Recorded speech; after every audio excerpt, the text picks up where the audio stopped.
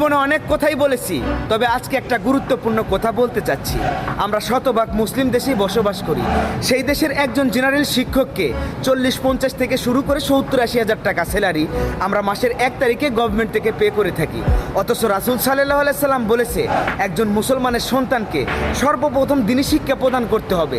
সেই দিন শিক্ষা প্রদানকারী হুজুরদেরকে আমরা সর্বোচ্চ বেতন দিই 8 থেকে 10 হাজার টাকা, তাও আবার সেটা দিতে হয় গ্রামবাসী মহল্লাবাসীদের কাছ থেকে তুলে চাঁদা। আমরা যে মসজিদের ইমাম মজ্জেমকে সামনে রেখে ফুলসিরাত পাড়ি দিয়ে যেতে চাই জান্নাতে, সেই ইমাম মজ্জেমের বেতন মাত্র 6 থেকে 7 হাজার টাকা, তাও আবার সেটা থাকে গ্রামের সভাপতির কাছে। মাস শেষে তা তুলতে হয় তাদেরকে ঘুরে ঘুরে। আমরা আবার সেই ইমাম মজ্জেমের পিছনেই নামাজ পড়ে যেতে চাই জান্নাতে।